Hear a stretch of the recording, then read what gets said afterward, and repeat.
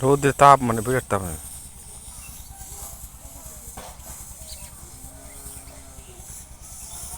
দেখেন ভাই ধান রৌদ্রের তাপের মধ্যে দেখছেন ধানই করে মানুষ ক্যাম্পে। এই আমরা চাউল খাই।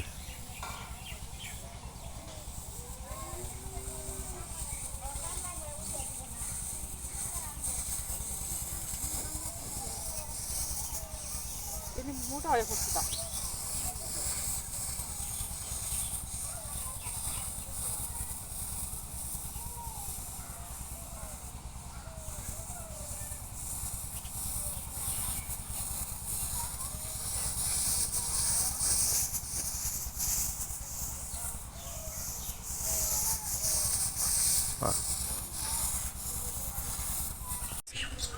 আগের দিনে মানুষটা কিন্তু অনেক বেশি কষ্ট করতে হতো, দুয়ারে গোবর দিতে হতো, তারপরে গোবর শুকাইলে রোদ আসতো, ধান দিতে ঈদের সময় লাগতো 9টা। আর এখন কিন্তু তা না, এখন কিন্তু ডিজিটাল কাজ কাম। এই যে এই নেটে ধান শুকাইতে হয়, রোদ আসলে 7:30 দেওয়া যায়।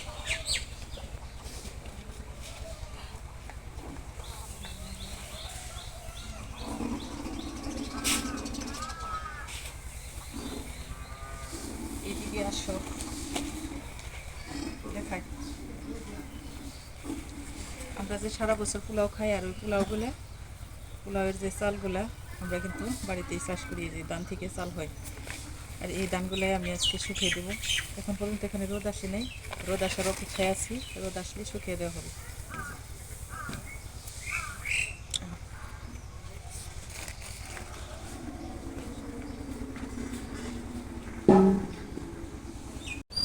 বৈশাখ মাসে ধানের দামাবাড়ির টাইমে সময় মতো গোসল খাওয়া নেওয়া কোনো কিছুই কিন্তু হয় না। আর এই যে একটু বৃষ্টির ভাব করেছিল, যার কারণে 1:30টার দিকে আমাদের ধান উঠাইতে হয়েছে। সারাদিন রোদ দিতে পারিনি, আর আলহামদুলিল্লাহ যতটুকু হয়েছে তার জন্যে।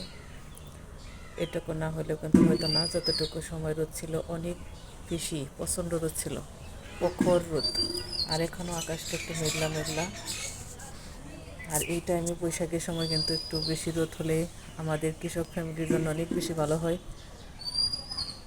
আর এইমাত্র গোসল আসল সারলাম, রান্না বান্না খাওয়া দাওয়া হাঁড়ি পাতিল ধোয়া সব কাজ সারতে সারতে বিকেল 6টা 8 মিনিট এখন। আর এই টাইমে আমি আমার গোসল আসল সেরে নিলাম। খাবার দাবারটা 3:30টার দিকে সারছি।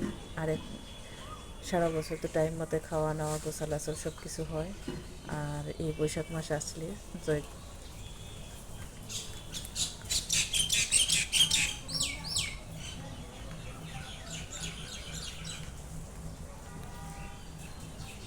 বৈশাখ মাস যখন আসে তখন দেখা যায় একটু কাজের রুটিন সব কিছু একটু চেঞ্জ হয়।